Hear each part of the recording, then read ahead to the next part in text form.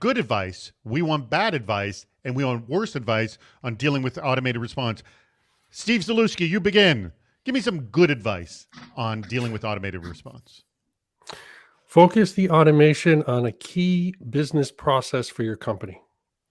That's some good I advice. like that. Wes, now, Shut give me the down. opposite. Give me some bad advice. Shut down every domain controller immediately. Worse advice, Steve. Go right to Hackback and take down the offending systems. I like it.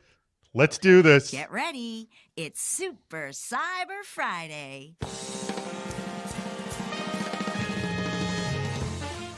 Welcome, everybody, to Super Cyber Friday. It used to be called CISO Series Video Chat, but guess what? It's now Super Cyber Friday. Today's topic is hacking automated response, an hour of critical thinking about more than just endpoint response capabilities.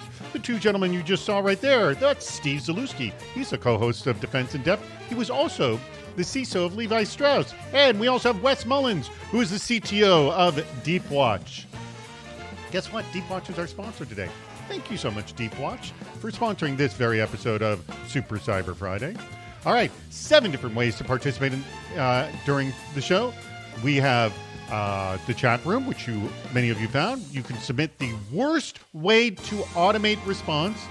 You can submit how to make it 10% better. So what's your tip for improving automated response? You can vote in the polls. You can join us on video and anytime by typing bring me on. Andrew will try to bring as many of you on as possible. You can ask a question. Just click the, already one question's come in. Ask a question button at the bottom of the screen or vote for your favorite question. All right, here's today's schedule. You just saw it. Good advice, bad advice, worse advice. Then the worst tips and the best tips. Get those in. By 20 minutes, we will put the poll up for a worst way to automate response. And then we will play I Object. We will have Dutch Schwartz joining us to Dutch Schwartz to play that as well, because we never found out who won the best bad idea last week, believe it or not.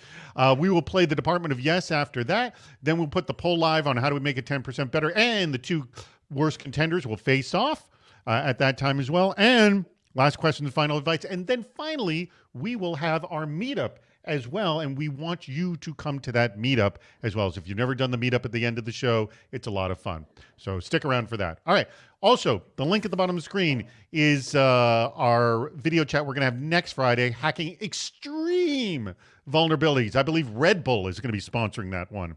No, it's actually another company. But anyways, an hour of critical thinking about the confluence of concerns across threat actors, intentions, industry targets, ransomware, and a company's unique weaknesses. And keep in mind, if you register by 5 p.m. Pacific next Tuesday, you're automatically entered in a raffle to win a cool, awesome CISO Series jacket. And you can see that very jacket, Mr. Steve Zalewski is wearing one right now as well. All right. Hope everyone liked those funky colors I was playing in the background as we did that. All right. Let's start with the darn show. Or we already started, but let's start with some more of the meat of the content of the show. All right. My first question, I'm going to throw that out to you, Wes. And that is, this whole discussion of automation has been a constantly moving target.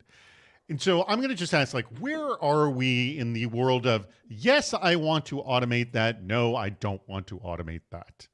I think we are far along in the, yes, I want to automate things. And we are in the very beginning of, yes, I want to automate things that break things.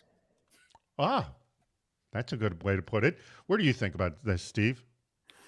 I would say everybody agrees it's a good idea, but where the friction starts to enter is whether we're having a conversation around effectiveness or efficiency of the controls, which is how are you trying to measure success? All right. I think we're all on the same page. All right. Please. Send them in. We need your bad ideas. Okay. What would you say? And again, we're not just talking generic automation. We're talking about automated response. So, Wes, let's start with what are the response capabilities are highly in demand right now? Today, primarily endpoint and network. I would say quarantine a host, killing a process, restarting a process, isolating an asset, putting it on a dark net. Those are probably the ones we see in demand the most and the ones that customers are more willing to adopt in a rapid manner. What about you, Steve? So I would say that's whack-a-mole, and that's why we're losing. I And agree. now what we're really wanting to do here is the game about automation is thinking about, are you trying to prevent, detect, or respond? And now what you want to think about is what is it that you're trying to obtain, do with that automation to see if you can understand the friction to the business processes, because you have to balance that. And I think this kind of flows into, it's kind of a vague question from Depti Patel, who said, "We were all on Cyber Shield up. What are you focusing, network flow or other things?" I mean, heck, I mean, you just, going back to your comment earlier, Wes, focusing on things that break things, because if you break things, you don't have much network flow, do you? That is very correct, which is about as secure as you're going to get. But that's, hold it. With things not breaking, is that a happy place to be? It is. It's a baseline place to be, but at some point things will break, and that's part of innovating and adopting new modern technology. Mm-hmm. So here's where I come from that, which was, if your goal is to secure your company and I can tell my business what to do in order to make sure I can lock the doors, that's an awesome place to be. Not many of us are actually there. What we have to do is move from secure the company to protect the business, which means we have to look at risk and we have to understand what our appetite is. And then we have to look at where automation can best be applied, with the question of, am I simply trying to drive efficiency, right, which is cost, or am I trying to drive effectiveness, which is manage my key risks? And I think that really gets to that control friction that I'm talking about, where everybody thinks it's a good idea. Everybody thinks about what automation means to them. And we have to start with, well, what's the definition and what are the parameters that we have, the knobs to turn to be able to have automation be an effective conversation for you in your organization? And let me also go back. I don't think you could even start a security program without having like the most minimal level of automated response. And I would think like just filtering alerts would be at the beginning, because if you're not even doing that, then you're dead on day one, right, Wes? So I mean, this is a concept we're all familiar with, because that's like the basis of even starting a security program. It is automating what the analysts are actually doing from an enrichment, contextualization standpoint, deduplication, 100% spot on. If you're not automating the actual workflow and life cycle of an alert, of an incident, and doing that scale, you probably shouldn't be automating the response capabilities that come after the fact. Mm-hmm. So I'm going to go back to, but let's talk about the why, not how, right? But why. And I think there's two key areas here that we're really pushing on. The first one is, how far into containment do you go before you need eyes on glass, right? Automation at that point is, how comfortable are you with the machines making a decision before you want a human in the decision-making loop, which means you've added a lot of time. And the second component of that is, how much time have you bought your team versus your business in being able to sustain the resiliency of the attack and keep going? So what are you trying to accomplish with that automation, which is, where are you trying to buy that time? And I think those are the two ways that you have to say, well, why are we doing this, right? What is the business outcome? And then we can drive into a lot of the conversations that we're having around the different knobs that we have to be able to stop things. But if we don't understand the impact to the business of stopping something, we can never stop it, which is where automation then fails.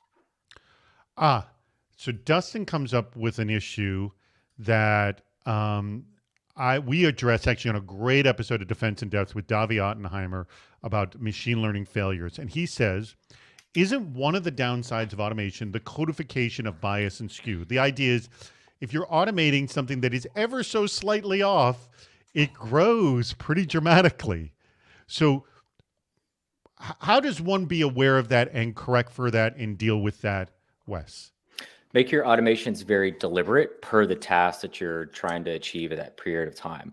So if your automation is to isolate an endpoint, make a firewall rule, disable an identity, don't have that entire workflow be a single playbook or a single run book. do each of those in their own step, where the automation is told to do X and it only does X, and keep the amount of if, else, and or logic to a minimum. So the idea being that if you start to see skew, it's quick and easy to isolate. Yes? Yes, agree. Good advice there. Steve? So I'm going to say, agree with Wes, but don't look at vulnerabilities. Move your thinking to exploitabilities, right? Because when you do that automation, and if you can stop a network flow or you stop a process, right? The fact that you may have been able to address a vulnerability with some defense in depth, there's lots of those. If you can get to the exploitability, which is what are the consequences and where in the attack chain do I want to implement my defensive automation, you're going to have a lot more success because you're going to start to understand the identities that are being impacted as opposed to the processes or a point in time transaction. And that's where we run into a lot of trouble, is because if we don't understand our business and we just start stopping things, everybody's afraid of being held accountable for a consequence that they don't understand.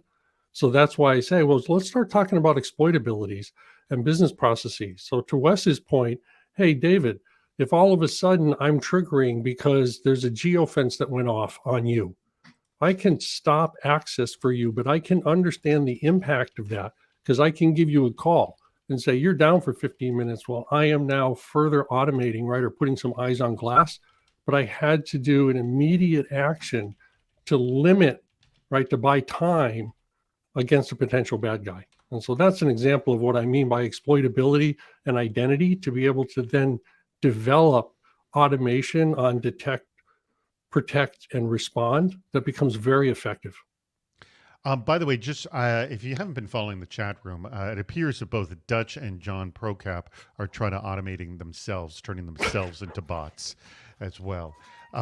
Dutch, I'll mention, Dutch, you left a question here, but you referenced something that Steve said early, and honestly, I don't know what the heck you were referring to. So add some clarification, and we will address that. By the way, if you have not clicked the link on the video chat for next week, please do that now and register for that, because you'll be entered in to, we only have 14 bad ideas. You can't come up with more bad ideas than 14?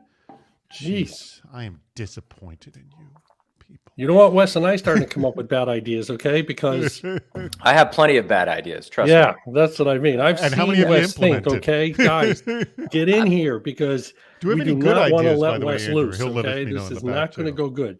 Yeah. All right. More bad ideas, people. We want them. All right, here. Send them in. We need your bad ideas. We do. All right, let's get back to the questions. All right. Oh, geez, lots more questions just popped in. All right. Hopefully, maybe Dutch clarified what he was saying. And we're going to be just 7 minutes away from the poll. So, here we go. Question for you, Steve. Steve said the gap to that people focus on, the gap is that people focus on automation as a process in isolation, and the challenge really is tune it for the business. Okay. So Dutch is essentially asking, give us an example of doing just that. Steve, can you? Sure. Easy. Let's say the CEO for your company, and it's going to be an example that really happened for me about that, right? Which was phishing. Every one of us knows that social engineering and phishing is our number one problem, because people click, and no amount of telling them what to do is going to stop people from clicking. Okay.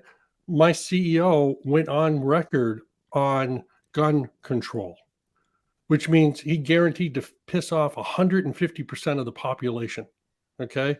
What that meant for us was, what does shields up for automation mean?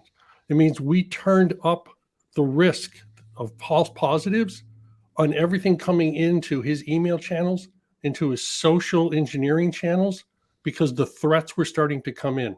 Okay. The phishing attacks were starting to come in.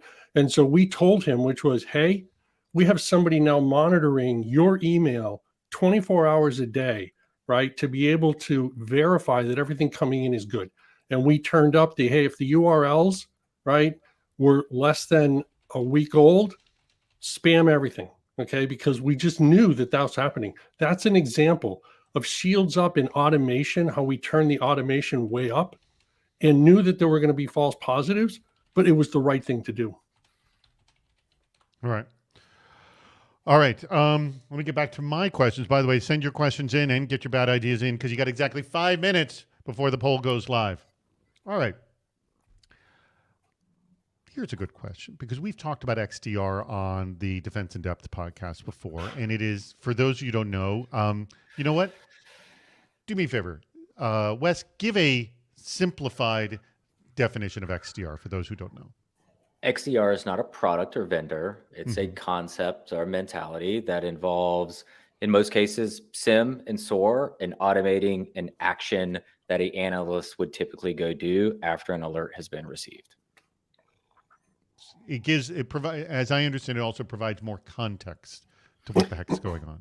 It does. If you have the right SIM and you're feeding the right information to it, it does. Okay. So let me talk about XDR. Go ahead.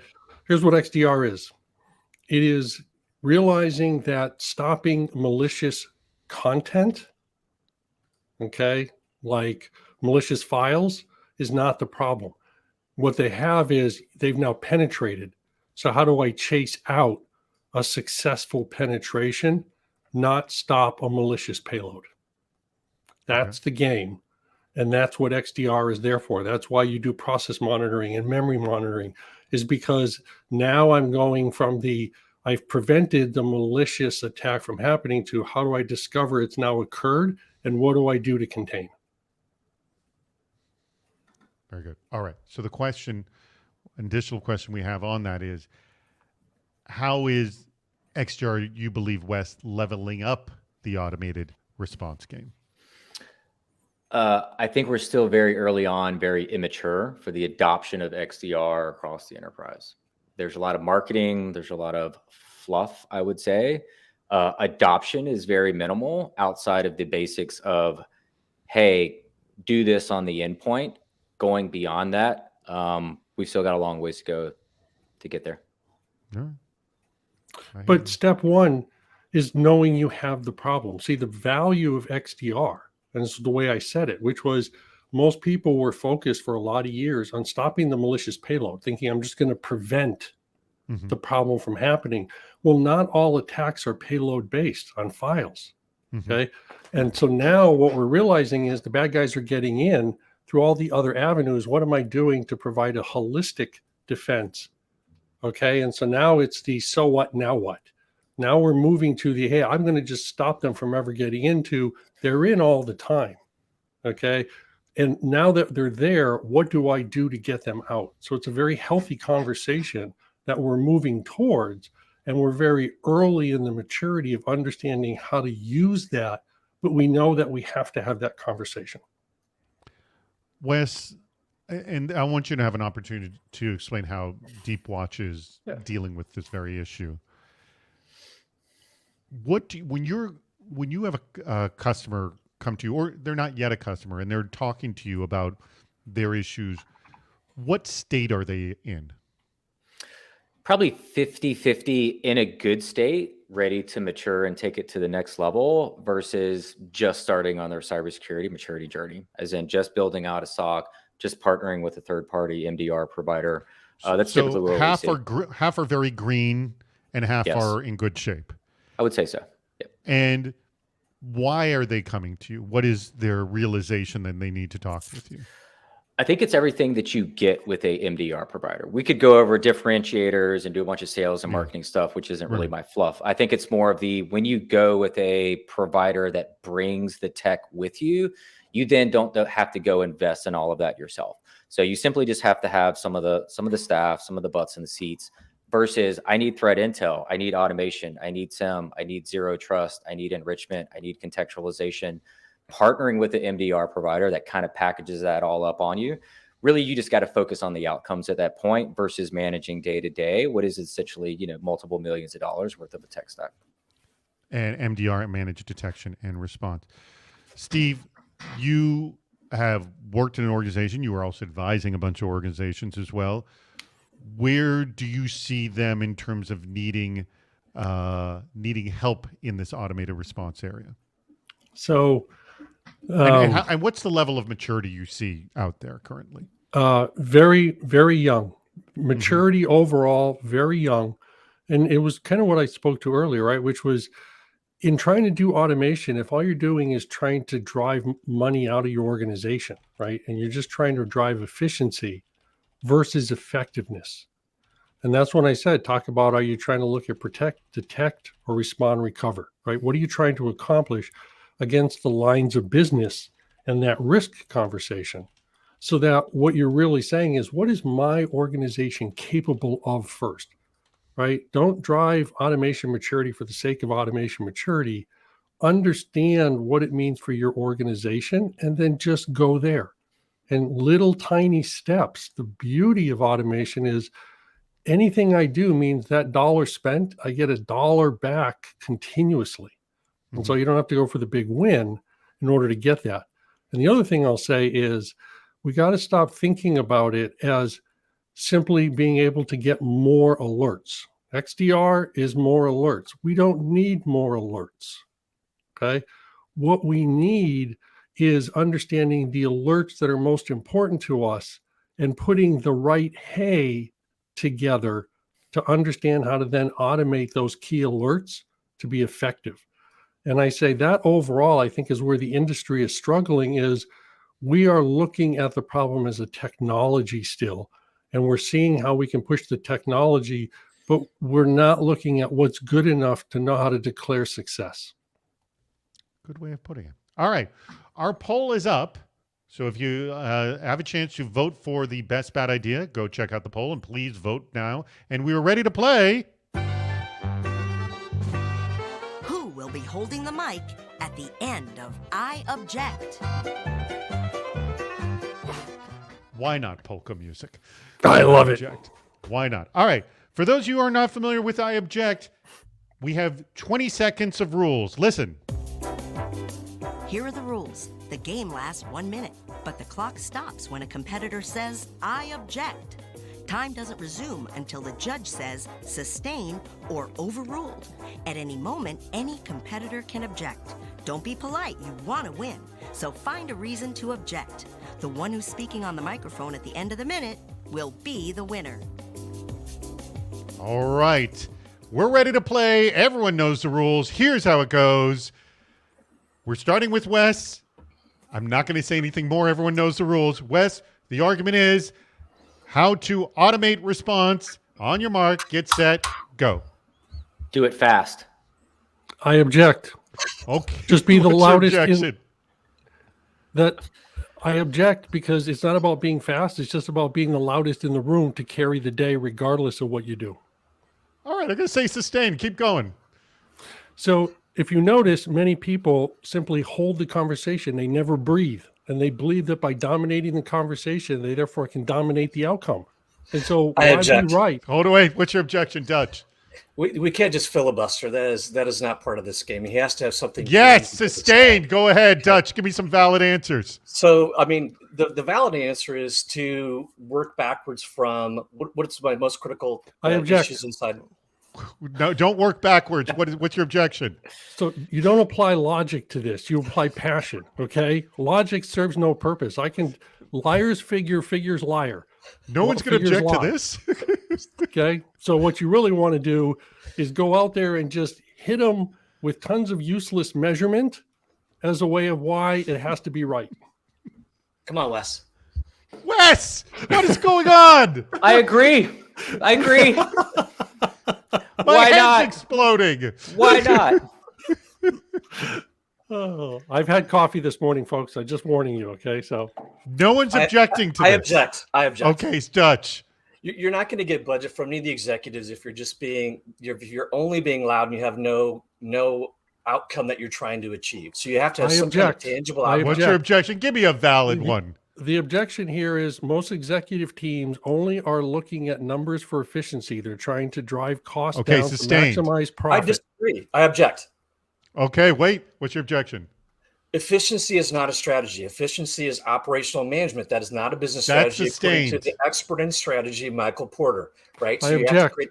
Okay, what's your objection? Most CEOs are CFOs, so they don't care about that. And so if the guy in charge is a bean I object. counter, you Okay, better well, well wait, do what's the your bean objection? counting thing. My objection is that it's more important to drive revenue than it is to drive costs out. So if I can demonstrate how I'm driving well, hold revenue. it. That was a good objection, but what's your objection to that? That the measurement of success by the executive team is for them to decide, not you to decide. And so therefore, that's sustained. Go ahead. If selling more jeans is all they want to do, they can be loss leader in selling jeans because they want to be able. Steve wins. Wes, I think you were just a spectator here. Yeah, I was just trying to play keep along. So, yeah. Steve, I have never seen this before where someone opens up with some of the worst ideas, Terrible. literally begging people to object with him, and the two of you are like snoozing. I can't get over this.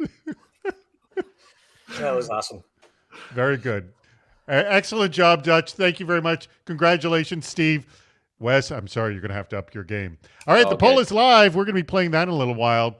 All right, there's plenty more. Thank you, Dutch. That was good. That was good. Plenty of things. If you have not registered for next week, please do go ahead and do that right now. And I'm just checking our. All right, Stephanie the Katz. cat was whispering. Her name is Finn, and she wants to win. So absolutely, Okay. I have a cat whisperer here working for me. Stephanie Cass has a question. In most SOCs, an overwhelming amount of security data comes in from numerous systems, but stays in those separate repositories. This is a very good point. This is also, I believe, where XDR comes in. But when an analyst is evaluating a new incident, they must gather the information they need manually, going from system to system. How does automation address this issue? I think this is where automation does play a huge hand. Wes, you're nodding your head. Go ahead. Yes, this is a contextualization and enrichment. So it should be fully automated. Once the alert lands in front of the analyst lap, they should do nothing that goes to connect to those other systems and pull back that enrichment. That should be a fully automated workflow that's tied to every technology and every alert type. Steve. Agreed. I only wish it was that easy because unfortunately for many companies, they rely on manual processes. They don't do the automation for any number of reasons. So again, it's where automation is a good idea. But when you actually look into a lot of companies, they still rely on annual assessments with an awful lot of manual pulling and correlation of the data. And I think that's an easy win to Wes's point. That is low-hanging fruit to see a value of automation, to be able to allow your people to go focus on other more important things than just correlating log data. Yeah, if you're not automating the analysis of the alert itself and enriching the alert, you probably are not ready to automate the response action of the alert. This gets me to my next question, and that is about the risk. And you kind of addressed this, Wes, earlier about, make your automations like segmented blocks, if you will. So you can, if something starts to create a lot of bias, you can catch it. So what are risks in automating response that people may not be aware of, that they have to be like, you set things up and like, you better keep an eye on this, because if you don't keep an eye on this could go out of control and cause some serious problems? I would say the one where we have issues today that ends up driving very fruitful conversations is the cyber team and or the CISO or the main budget holder over the service offering in their SOC understanding business risk. So they know their cyber risk and they know I want to go do this and I want to go do X and miter this and miter that, but they're not correlating their cyber risk to their business risk to then drive their risk tolerance for the response actions. So there are going to be things that it's okay that doesn't have a response actions, because what's the worst that's really going to happen? Whereas other things should be highly, highly elevated and the response time should be extremely fast, because the business risk of that continuing to expand into the environment is much larger. So another way of saying that, right? And I'm going to use a business perspective, Wes, right? Which was, you can go into the game saying, I'm a cost center. Okay. Security is a boat that the CFO has to put money into. And he's trying to figure out how much do I have to put in to keep it afloat versus how nice do I like it to look. Okay. And he's understanding it's a cost. And when something is a cost center, you drive it down. Well, if you're here to enable the business, and what I used to say is my job was to sell more jeans, right, Wes? I look at you, I go, how is XDR selling more jeans so that I'm now a profit protection and loss prevention conversation? I am now a business partner where I'm a profit center, so to speak, and my ability to accept risk and do good enough, okay, is the conversation we're having at a leadership level. Completely changes the game then when I then have to task my people for what success looks like. Hello, welcome to the Department of Yes, where no request is ever rejected. All right, we're playing the Department of Yes, and we have some horrible ideas because we have an audience that is filled with bad ideas. And they take that as a compliment, and I appreciate that. All right, here's how this going to work. I'm going to tell you a bad idea, and Wes and Steve, no matter what it is, you have to accept it and explain why you want to accept it. What's so great about this bad idea? All right? So, and by the way, speak up if this is your bad idea. These are the two most voted up bad ideas. Number one, use AI to automate everything. It learns as it goes. Steve, why do you want to do this? That is an awesome idea, because if I do that, the bad guys don't stand a chance, because if I don't know what's happening, they certainly don't either. So how are they going to break in? I don't see how that... Where's your logic there? I'm sorry. I'm trying to follow here, Steve. Sir. Well, the whole point is, if Skynet's running the business, okay, my job is ultimately to try to thwart the bad guys to get through to do bad things to me. And so if Skynet is arbitrarily turning off access and stopping things, the business processes are going to be all screwed up. But ultimately, the bad guys are not going to be able to figure out how to get through my defenses because I'm not acting rationally. So an irrational defense to a rational offense is a win. I like it. Okay. Wes, you're going to use AI to automate everything. It learns as it goes. Why do you want to do it? Gross margin. I mean, just imagine the amount of people you can replace and how high your gross margin is going to be if you take that approach. That's an efficient business right there. I like it. All right. Good answer. All right. Winner. Second one. And again, this second one. So that one was, first one was Ian, the first bad idea. And again, this one, and I say it often, it has the stench of Dutch all over it. Here we go. Automate fat-fingered passwords after one bad attempt to, Automate fat-fingered passwords after one bad attempt. Then force user to do security awareness training again, and then send an email to the CISO and lock their account. All right.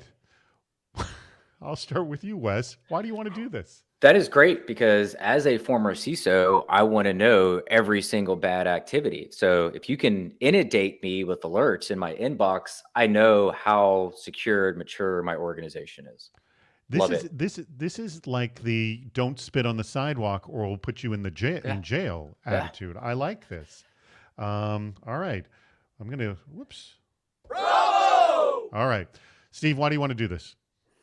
I think it's an awesome idea because when I institute punitive response to any mistake, I guarantee that people are not going to want to use the technology. And so they are not going to get things done, but boy, are we going to be safe. There we go. I like it. What's it? Oh, yeah! That was Drew Brown. I was wrong.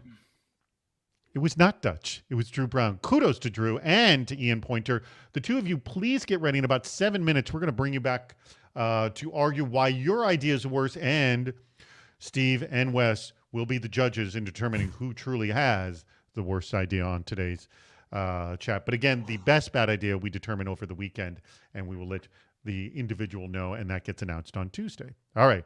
Thank you, everybody. Great. The chat room's blowing up, and we love to see that as well. If you have not asked a question, feel free to do that. If you've not registered for next Friday's video chat, do that as well. All right.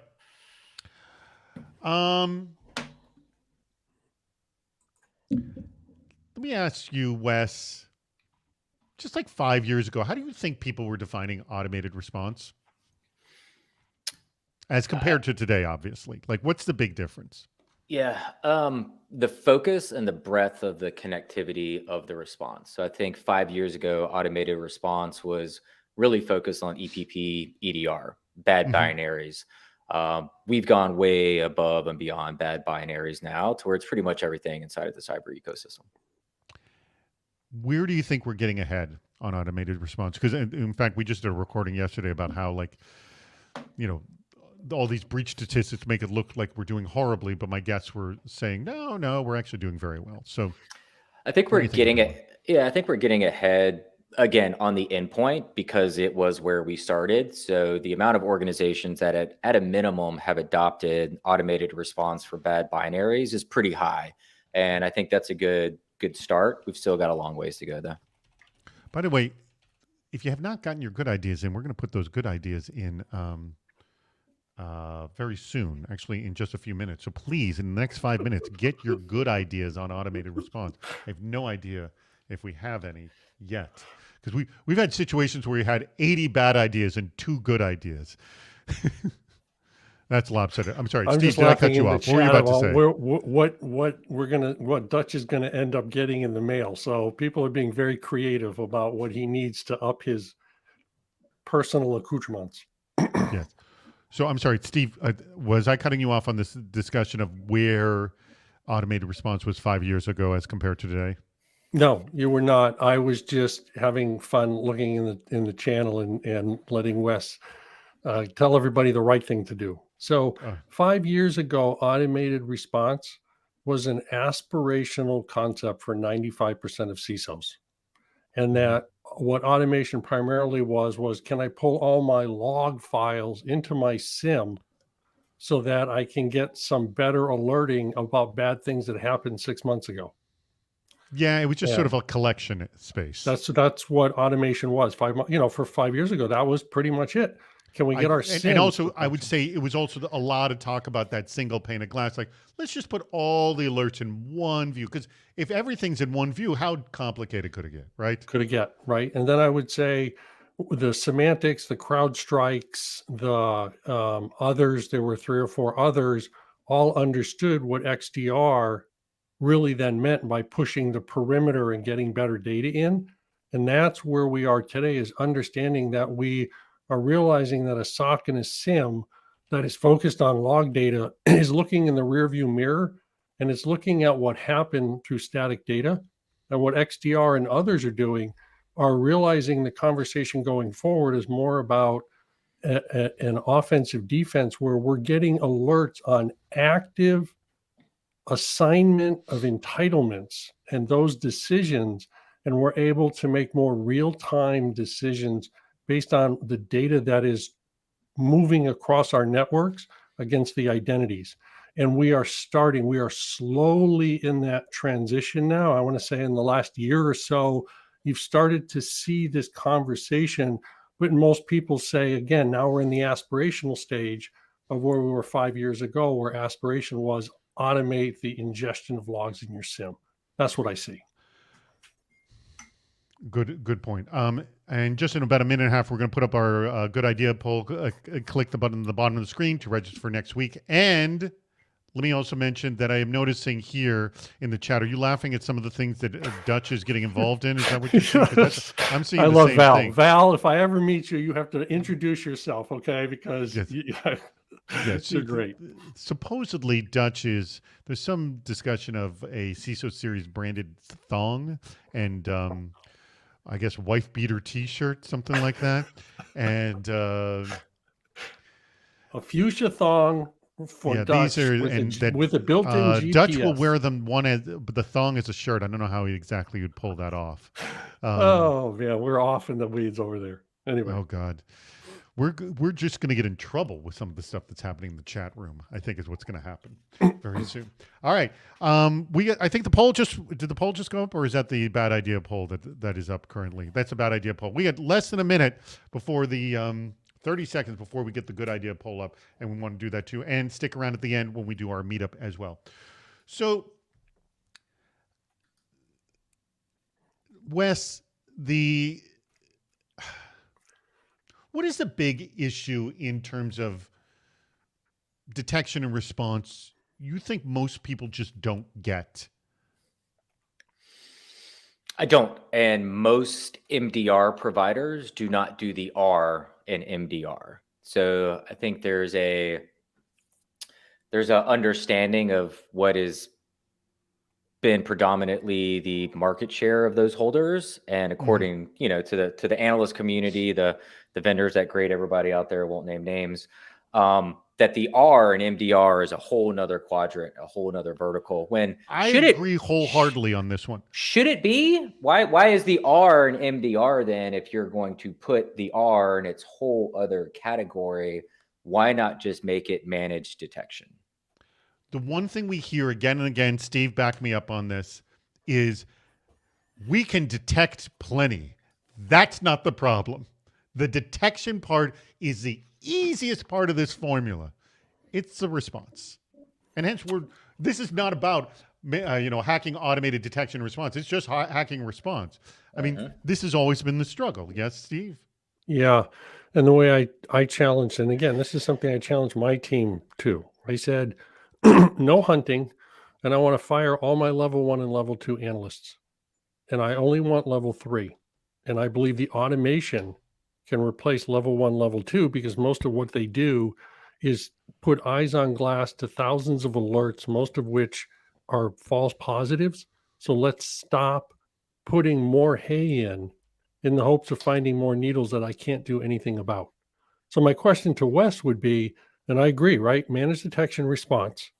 So with your experience, if you said, what is the one policy, right, that you would activate in automation for your endpoint MDR or EDR or XDR, what would it be? What's the one simple policy out of the box that you believe would be the highest payback for a CISO to do? Which, by the way, one of the best ideas speaks very much to that, and it's literally getting voted up right now. And speak, if this is yours, look at your business processes to determine what your goal is for automation. Only automate response for those things that provide the greatest business value. Wes, you're about to say, you speak to this point, yes? The identity. So don't focus on the binary. Don't focus on the laptop. Like, those are always the initial. Like, focus on the identity that launched the binary or who's logged into the laptop. So disabling the identity. Awesome. So I'm going to riff on that, which is something we did when I was at Levi's, and I got some flack for this. I told the guys I want to turn off the SIM because it's not valuable. And what I want to do is go to user-based analytics only, that our new SIM is only UBA. Because that ultimately said for every alert, I could assign it to an identity. I knew the business impact and I could do something about it, right? Whether that's a process identity, a user identity, right? A whatever you want, a data identity, it's the way forward. And they fought me at first. And then when they really looked at the quality of the data that was coming out the SIM and how UBA kind of gave them the opportunity to start fresh, with the way that the needles that we were defining were actionable, it was really a great kind of way to reestablish the vision and the mission of the incident response team. All right, we're bringing on Drew and Ian now. They were the best bad idea, or had the two best bad ideas for which you played Department. Yes. Oh, and they're both connected right there. There's Ian right now. Welcome, Ian. And by the way, I believe both Drew and Ian have been best bad idea winners. Both have fleeces as well. Awesome. And we're waiting for. Okay, here Drew. There is Drew Brown, and there is Drew. I'm starting a secondary market.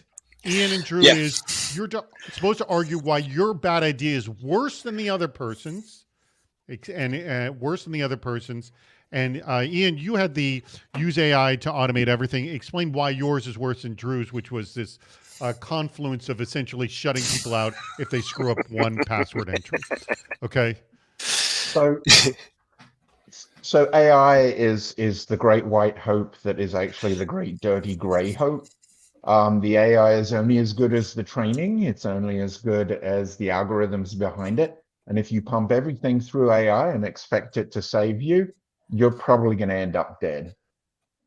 Okay. Boy, every data scientist is going to hate you because that's what they're telling the business in order to be able to make more money. So I'm not here to make data somebody's lying to scientists me love at this point. Wait a Hold minute. on, Stephen West. Drew, why is your bad idea worse than Ian's? Because I can't afford AI anyway, right? And so users are going to bypass my security controls. They're going to put in repeated passwords and simple passwords because, you know what? If I'm going to have to get reset every time, I might as well be able to remember my password. Okay. All right. I like it. All right. Steve and Wes, I want to hear from both of you. Which one do you think has the worst idea? I got to go with Drew's. And why is that? I mean, don't get me wrong. I love it. I think it's great. Yes. I have to go with Drew. I agree. We have to go with Drew. It was so well said. Okay. He couldn't articulate it any better than he did. It's like I bow to you going, yep, that was awesome. All right. It is based in reality. Is it based? Hold it. Wait a second. I want to know what percentage of that thing is based in reality. Please don't say 100%. In the high 80s, 90s. We had a modeling or a monitoring tool that was doing all of this stuff. Somebody fat fingered the password, and I had an admin call me. What am I supposed to do? Crawl through the phone and choke somebody out at 3 a.m. if they fat finger their password? I'm like, sure. So based in reality. I will tell you a dirty little secret here, just amongst us friends, since this is all Chatham House rules, right? Yeah. When I was at Levi's, you know what the most popular password was? Password. Levi's 501.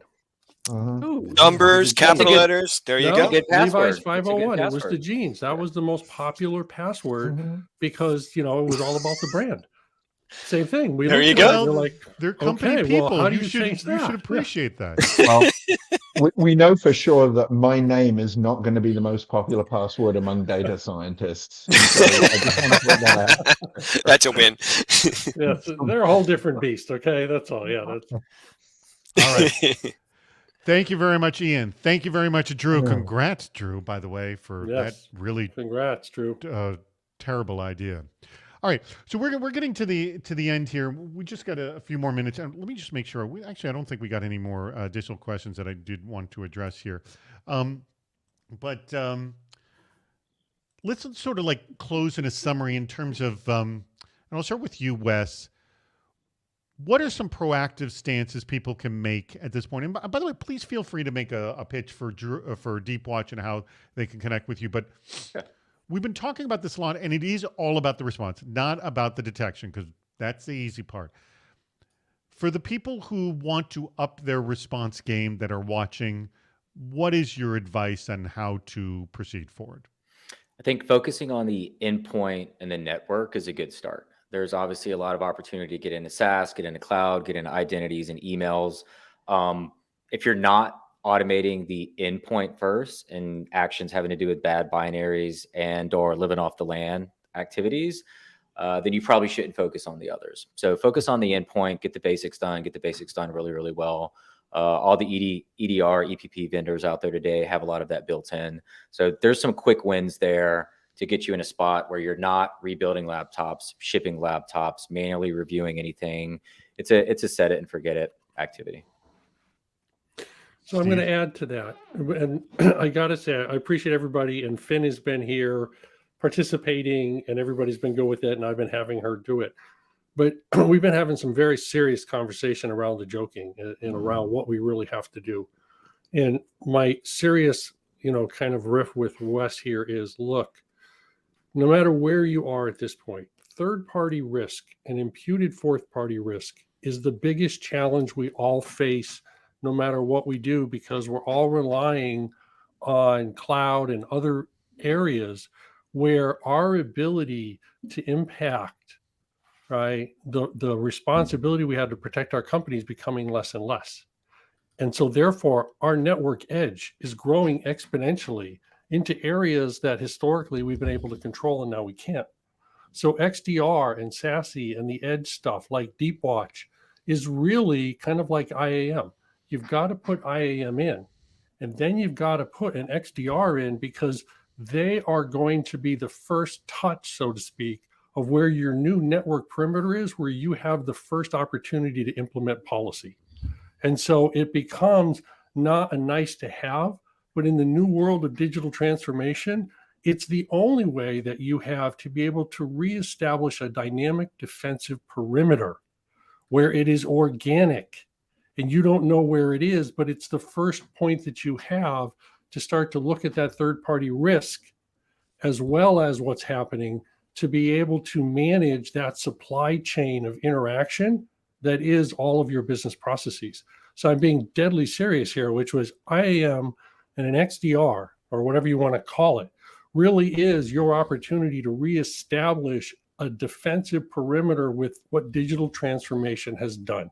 Let the business fail fast, let them do it cheap, and security can't fail. Well, you're at the tail end of that conversation and you're set up for failure. This is your way to reestablish a conversation around risk and around your ability to see what you can manage. Wes, I'm interested to know, like, do you have a customer that's like a poster child of, oh, they're doing everything right? And, you know, and again, everything's you're waving your head like there's not a chance. No, nobody's doing anything right? There are a lot of people doing things right, but I would say that answering that question the way that you asked it assumes that there's a start and finish and that it's over and that you've hit a moving target. Yeah. It's an infinite game. Yes. There are customers that are more mature than others. A lot of that typically comes down to resources and budget, to be honest with you. And then there are a lot of customers who are frankly, even in the enterprise space, just now starting their cybersecurity journey, and they've got a long ways to go. And I'm going to riff on that because I really, and I want people to understand, Wes is speaking truth, okay? Ultimate brutal truth. And what I'm trying to do is add on to that kind of from a business perspective for the CISOs out there that are struggling with, am I there to secure the company, protect the business, or enable the brand? Okay, this conversation, which was, look, here's the other thing you have to realize. Executive teams at this point are frustrated. 3 years of ransomware, 3 years of feeling like they can't do anything to stop this cyber problem, okay, has got them incredibly frustrated. All the CISOs out there, Wes, myself, all your teams, you're exhausted after the last 2.5 years of COVID and change. You've been fighting the battle every day. You're a firefighter that's getting called out continuously. Your teams are exhausted, okay? And you can't just keep answering the bell. And for the many of you, you report to the CIO, okay? And the CIO is a cost center. They provide technology.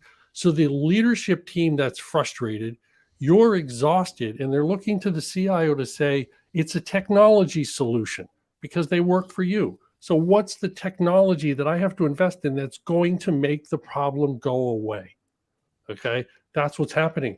So these conversations we're having with you, Wes and I and David, are really allowing you to say, take a breath, take a step back, understand what digital transformation did, and use that to your advantage to understand how you believe you can best protect your company and how you want to have that conversation with your leadership team, because frustration, technology, and exhaustion is not the right emotional state for you to be in at this point to try to drive success where you're realizing I really have to go to a risk-based posture.